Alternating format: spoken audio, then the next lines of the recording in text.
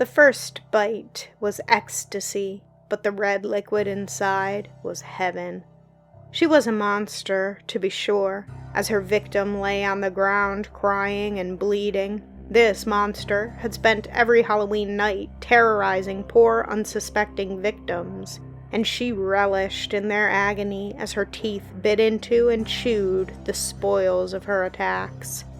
Young 10-year-old Charlie Matherson cried out in pain and anguish as she held her recently broken nose, courtesy of 16-year-old Abigail Maven, or Abby, as everyone called her, who shook the last of a freshly stolen bag of strawberry gushers into her mouth. "God, you're such a baby," said Abby, still slurping on the crimson candies over a deep southern drawl. Thanks for the snack, Chuck," she said as she dropped the empty candy wrapper on the shaking body of poor Charlie. Abby had been a neighborhood terror every Halloween for the last 4 years. As horrible of a monster as she was during Halloween, however, she kept up the facade of being a model citizen and likable neighbor every other day of the year.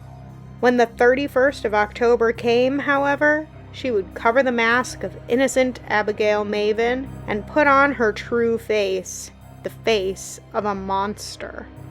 This year, Abby decided to become Leatherface from the Texas Chainsaw Massacre films. She even made herself a prop chainsaw to carry around, which she had used to knock her victims over the head with. In the case of Charlie Matherson, the poor child turned her head at such a right, or wrong, moment, that Abby's fake chainsaw smashed her young, fragile nose and broke it upon impact. The young Leatherface was a true predator, hiding herself and surprising lone trick-or-treaters when there were no witnesses around. She'd jump out and attack, usually catching them by complete surprise and grabbing handfuls of candy out of their bags and putting them into her own. This way, there was less of a chance of anyone reporting someone matching her description to the local police. Abby claimed about 5 victims that night, not a single one of them seeing who it was that knocked them out, and with no witnesses either. The young monster felt very proud of herself as trick-or-treat came to an end. She spent the remaining time going to actual doors and getting candy the right way, until she came to the final house of the night. She knocked on the door of old Mr. Ferguson, an 80-year-old widower who always gave out Reese's cups, her favorite. She knocked on the door, which opened slowly.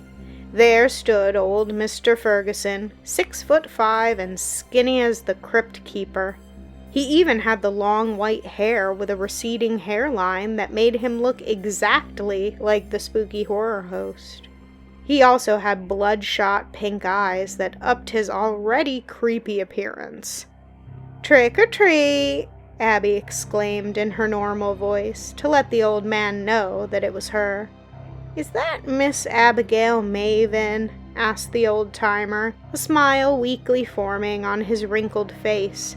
"Sure is, Mr. Ferguson," she answered. "Good to see you, young lady," he said ironically, as he could barely actually see her. "Same," she responded, privately wishing he would just shut up and hand over the candy. Abby watched excitedly as Mr. Ferguson slowly extended his arm, opened his hand, and dropped a pile of peppermints. Hesitating in silence for a couple of seconds, Abby forced out a strained, "Thanks a lot, Mr. Ferguson," grinding her teeth in anger. "You have a good rest of the night, young lady," said the old man, "and make sure your mom checks all of your candy before you eat it." "Will do." After Mr. Ferguson shambled his way back into the house and closed the door, Abby responded by lifting her hand and giving the old man a middle finger. "Old fucker," she said under her breath as she turned around to stomp away. To her surprise, however, she found herself in the gaze of a bruised Charlie Matherson. Her bloody nose blended in with the red clown makeup that was painted over her mouth, and the black eye makeup ran down her face due to the tears that poured out of them earlier. "Why did you say that about my grandpa?" said Charlie, an angry, high-pitched growl coming from her sad clown face. Abby didn't know that Mr. Ferguson was Charlie's grandfather. Hell, she didn't even know the old man had ever even had any kids at all. Far as she knew, he only ever lived with Mrs. Ferguson when she was still alive. Though she supposed it stood to reason that as old as the couple was, they probably had children that grew up and moved out long before she was even born. Abby stuttered, trying to think of a way to not expose herself as even more of the little monster than she really was. Eventually, she decided to drop the act and show her true colors to another person for the first time in her life. "Because he's a senile old fucker," she said with a shit-eating smirk. "All he was ever good for was the Reese's cups, and he couldn't even do that this year," she said as Charlie shook with anger. "You take that back!" screamed Charlie, dropping her bag of whatever candy she had left and balling her fists. Abby responded with obnoxious laughter. "That's cute," she responded, dropping her own bag as well as the fake chainsaw. As she approached young Charlie, she raised her fist, ready to pummel the poor girl. Suddenly, there was a hard and blunt pain in the back of her head. She touched where the pain was and felt around until she felt wetness on the back of her neck, right where her mask ended. She then looked at her fingers, which were covered in thick crimson blood. Then there was another strike, which dropped Abby to the ground. Everything started to go black as she felt a pair of hands grab her by the ankles and begin to drag her across the ground. Charlie watched with a wicked smile as the young bully was dragged away. Abby awoke in a cold, dark, and dusty room. She was sitting in a chair to which her arms and legs were bound with rope. She wanted to scream, but duct tape bound her lips. For the first Halloween in 4 years, she was the one in pain and trembling with fear. Suddenly, light illuminated the room. Abby saw that she was sitting in front of what appeared to be a large dining room table. Across from her sat old Mr. Ferguson. Her eyes widened in shock and horror at the sight of the old man staring at her with a semi-toothless predatory smile plastered on his face. She struggled to break free, but the restraints were so tight that with every squirm she could feel the rope burn and dig into her wrists.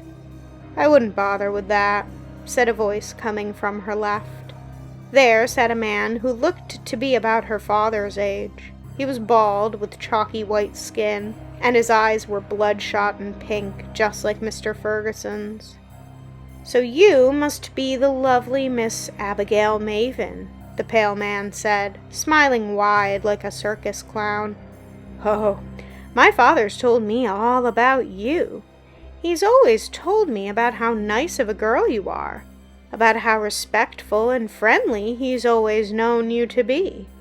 Abby looked back over to Mr. Ferguson, who was still staring and smiling at her. The pale man slapped himself in the forehead. "Well, shit.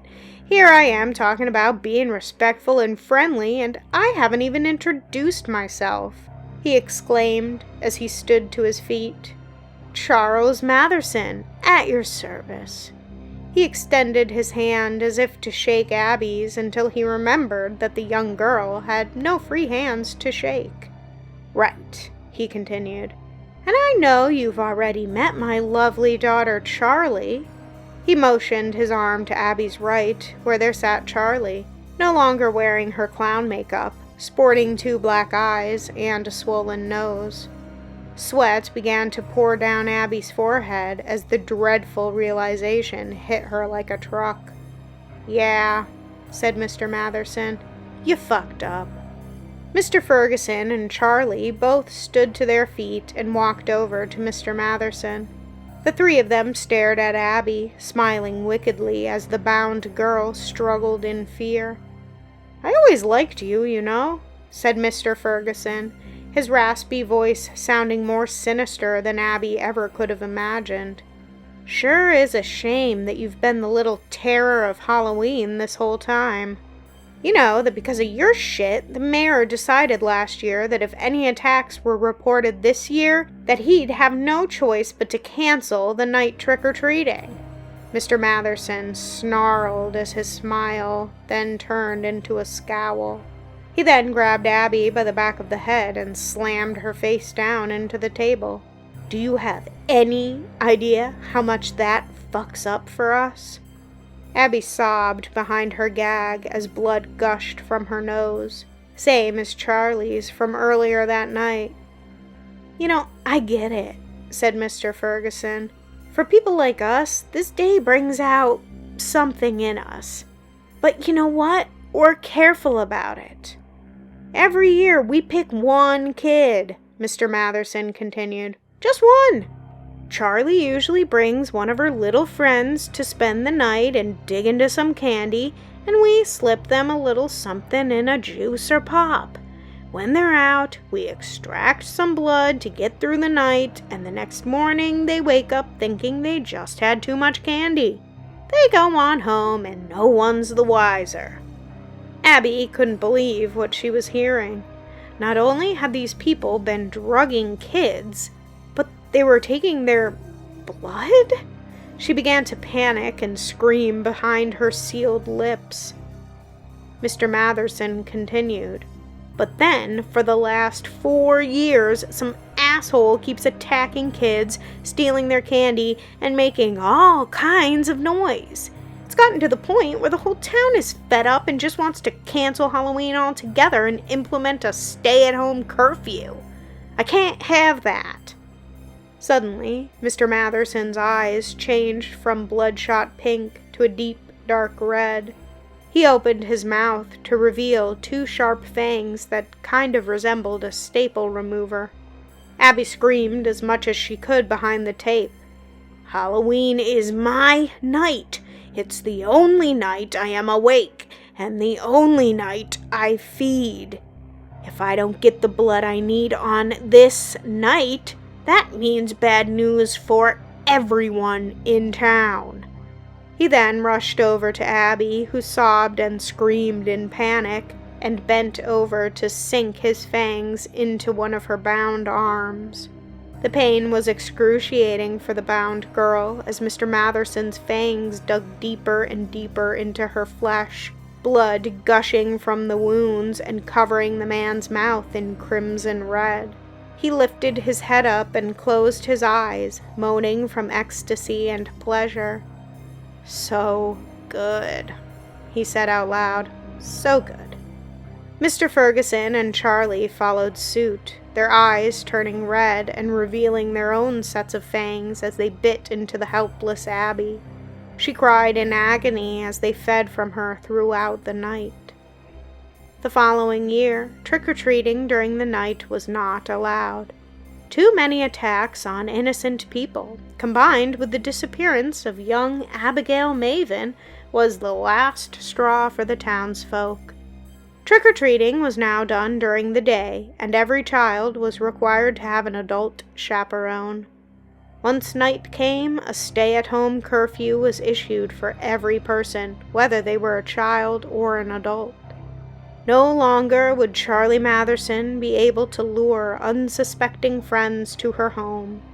No longer would Mr. Ferguson and the Mathersons feed on the blood of random innocents every year to satiate their annual thirst. That did not, however, mean that thirst would not be quenched.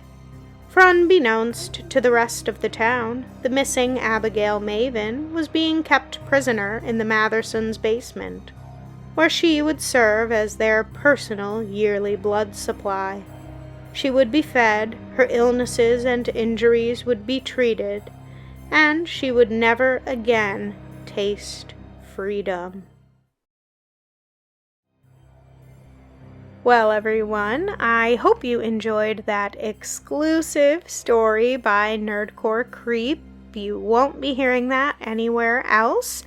I do have a playlist of other exclusive stories that I will link down below, and I'm able to commission those exclusive stories through donations on my Ko-fi page, which is also linked down below. That being said, I hope you've had a blast this Halloween-A-Thon. I know I have. It's been really fun to put out all of this content for you, but it is a lot of work, and I will be going back to weekly uploads from now on. But if I do have a free week, I might put up a second, bonus story or something. We'll just have to see how my schedule works out. But I just want to thank you all for the love and support. I read all your comments, and I really, really, really appreciate all the kind words. All right, guys, I hope you have a very happy Halloween.